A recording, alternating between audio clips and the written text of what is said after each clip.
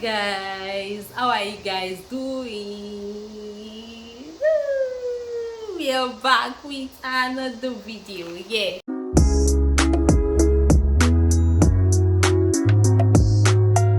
You guys, this time a lot of gist, a lot of things to talk about. According to the title of this video, you already know what I'm about to talk about, but you guys, that is just the tip of an iceberg.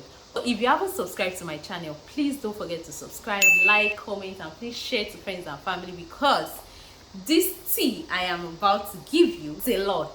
Let's dive right into the video. So I got married in 2021, August 2021, and my husband was already here in the US. He has been here for years. We've been in a long distance relationship. So, and during the time I got married, I was already done in school. So I think my last exam was like few days before my wedding. So I already did my last exam before I came down to because I did my wedding in Lagos, Nigeria. After my wedding, my husband didn't file me in until November.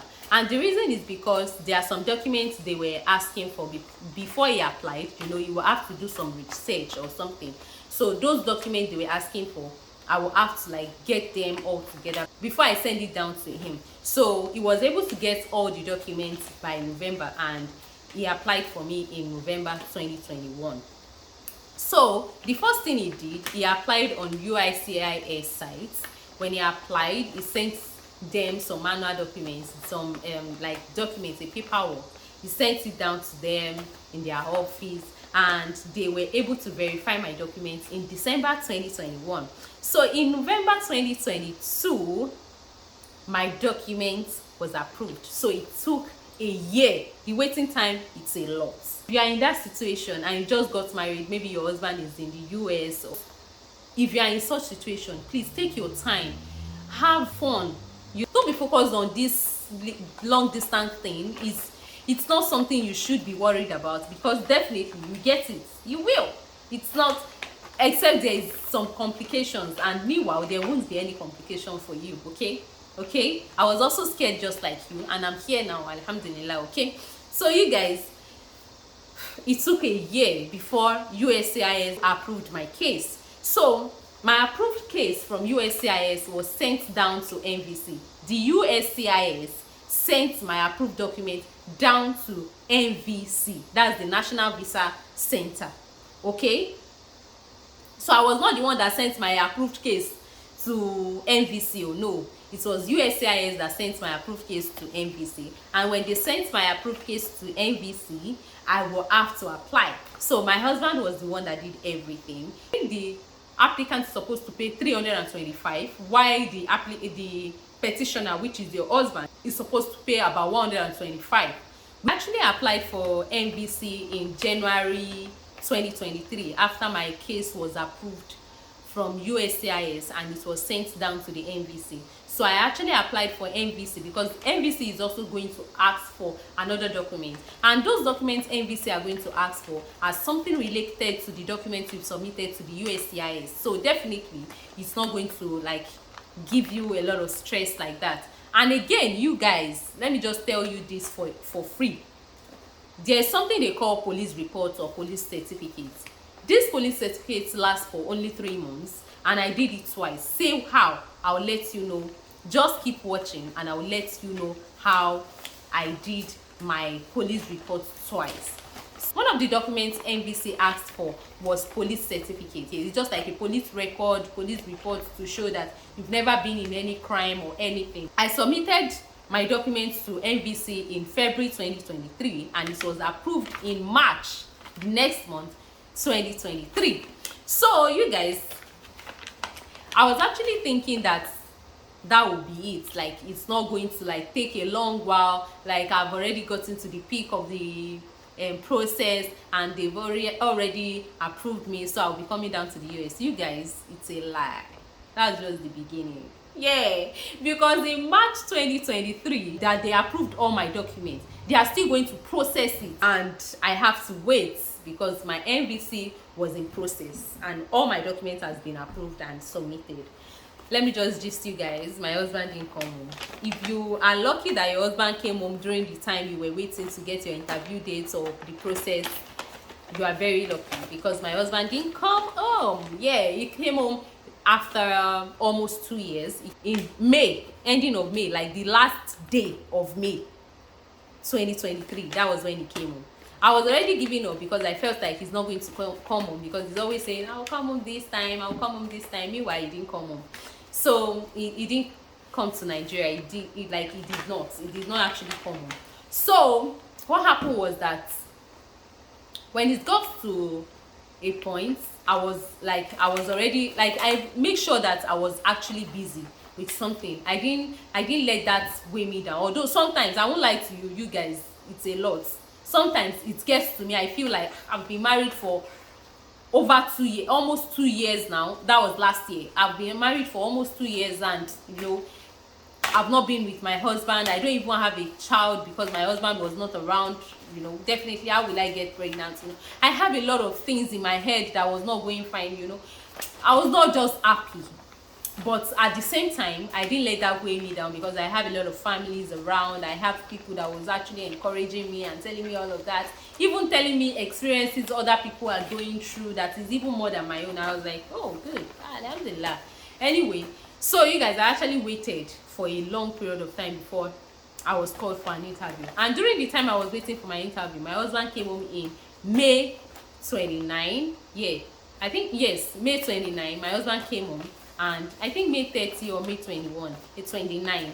He came home, and when my husband came home, alhamdulillah, I got pregnant. When I got pregnant, my husband went back to the US in July. When he went back to the US, I was back to square one. I was pregnant this time.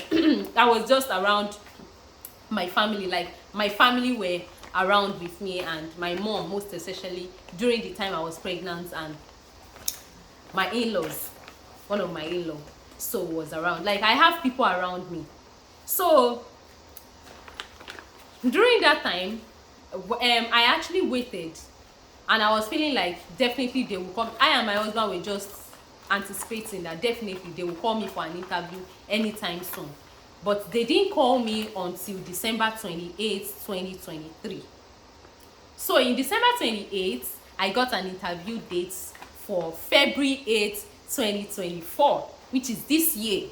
If you want to know the breakdown of how much I spent, any question, according to my experience, I will let you know. I am not working under US embassy or anything, so I don't know anything about the embassy. I am actually speaking from my own experience. The day I got my interview date was in December 28th, and it was holiday time, so I can't apply for my medical exam. So I actually went for my medical exam in Q Life Hospital. So I registered for it in January, because I can't apply for it in December. It was 28th to on the 1st of January was around the festive period, this festive period ending of the year, so I was unable to do it. When I applied for it, I got a date for my medical exam. So I went for my medical exam. When I got there, they asked for some documents, and I was able to give it to them. They did it, and they checked, and they knew that I was pregnant. And definitely it was obvious, because I was already about 35 weeks and few days pregnant, I think so. So I was already pregnant, and I was already getting to the heavy period of pregnancy. And due to few stress I've gone through during that time, before I was able to get all those documents, police reports.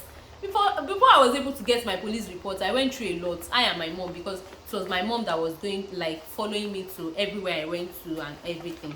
So my interview dates came, and alhamdulillah, I was able to go.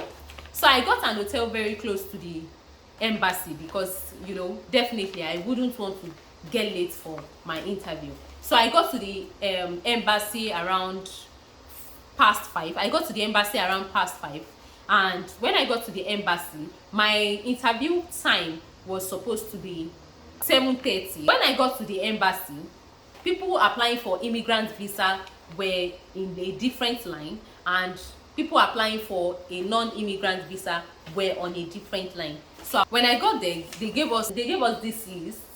It's to arrange our documents, the first document they asked for was my police certificate, and they asked for international passports, contact sheet. This contact sheet is just to show a form of address you want them to deliver your passport after your interview. So next document is your passport photograph, 2 passport photograph, and birth certificate, you know, your marriage certificate, your petitioner's affidavit of support, that's your AOS, petitioner's tax return, which is my husband's tax return for 2 years before the interview day, and evidence of relationship, something like the pictures we snapped together, like our wedding pictures, pictures we snapped before our wedding, maybe photo shoot, all pictures that actually show that we are married, you understand, evidences to show that we are married. Then our chat record, our phone calls record, like you can screenshot your call logs with your husband or your spouse, you can screenshot it and just print it out. That was what I did actually. I screenshot it and I printed it out and went with it to the embassy. And money transfers, you know, those money he has transferred to you, you just print it out and then hold it when you are going for your interview. So when I got inside, I actually waited for a while because they were already interviewing other people. And I will have to wait for my own turn. So when it got to my turn, this consular saw that I was pregnant and she didn't really disturb me much. The first question she asked me was, who filed you? And I was like, my husband, and I mentioned his name. And he said, okay, what is your name? I said, this is my name, and I told him. And he said, okay, how long have you been married to your husband? I told him. Okay, how long did you date before you got married to your husband? I told her. And she asked me, how did you meet your husband? I said, okay, I met him through this and that. So they said, what's my address in the US, my dear? You have to know your husband's address, so you cannot just be going to the US and you don't know the address of where you are going to stay. So I actually know the address and I told the consular, and he said, do I have a very good relationship with my husband's family? And I said yes. And she said, when do I intend to leave Nigeria? That was the next question she asked me. And I was like, when do I intend to leave Nigeria to the US? I was so happy and I was feeling like, oh, my visa was already approved. So I told her, I said, if she should approve my visa today, I'll be leaving today. Meanwhile, you guys, my husband has already bought my tickets few weeks before my interview. Immediately I got an interview date, my husband went ahead to get my tickets. So, oh my god, so you guys, it's a lot. And now that I'm smiling, this actually, you see, that's almost 3 years I spent in Nigeria, like over 2 years I spent in Nigeria. It's just as if I spent 10 years. When she asked me that, and I told her, I said I'll be leaving immediately she approved my visa. And she said, oh, some airline may not approve me to like travel because of my pregnancy, that I'm already almost 37 weeks gone. And I said, oh, and she said, okay, she can actually hold on to my visa before she give it to me. Maybe when I give birth I can come back for my visa. And I said no, that she should give it to me, I will leave. And she said, okay, but what if I'm unable to leave and I give birth here? And I said no, that I will be leaving anytime soon. So you guys, that was how I got my visa actually. I think what actually helped me with my visa as well, that they did not actually ask me much question, is because, one, I'm pregnant. I think when you don't lie and you are being very transparent and sincere, because psychologically these people are good, they understand body gesture and facial expression. So if you are doing as if you know things, or you want to start, these people know, so you can't even pretend. Do you get me? You can't even pretend. So that was it, alhamdulillah. So I got my visa and my visa was approved that day. So I was given a slip to come back by 10 a.m. the next day to get my passport. And the consular told me that they don't really do this except the person is sick and the person needs to travel urgently. That the only thing they do is send my passport down to maybe DHL, then DHL will, I will go and pick it up maybe after 3 weeks or so. But due to my status, because I was heavily pregnant, they needed to like give me as soon as possible. And I said okay. She said, can I stay around to get it the next time? And I said yes. So I and my mom, because my mom went with me for the interview, I and my mom went back to the hotel to like pay again, because we already intend that we were leaving. We already packed our things that we were leaving that same day, because we felt like I can't get my passport that same day. Even if my visa is being approved that day, I can't get my passport that day. That was our intention. I didn't know that Allah has already planned and executed everything for me. When I got to my hotel, I and my mom went to eat and we were settled. I was already feeling sleepy, so I wanted to sleep when my phone rang, and I got a call from the embassy. When I got the call, I didn't even recognize the call because it wasn't written anything like US embassy or anything. So when I saw the call, I was thinking it's just a normal phone call, but it was a telephone call. Like, if you guys know what I'm talking about, you know the normal phone number is 23481 or 71 or 80 or anything, or 70. No, this one was 01, so it was a landline, and I was feeling like maybe it's an official call. I didn't really feel like it's from the embassy. So when I picked the call, the person said, hello, am I on to Mrs. Miriam Adeni? And I said, yes, this is Miriam Adeni. And she said, oh, where are you? I said, I'm around, that I'm in my hotel. And she said, oh, can you get to the embassy before 4 o'clock? Your passport is ready. And I was like, what? My passport is ready? I got the visa? Oh my God. I was so happy. And in fact, I was super duper happy. And she said, can I come before 4 o'clock? And then it was maybe around past 2 to 3. And my hotel to the embassy was not even far at all. Not even far. If you guys want to know where I stayed, because that place is really, let me just tell you this gist for free. That place is very safe. It's very, very safe. And it's cheap. The place is very neat and comfortable.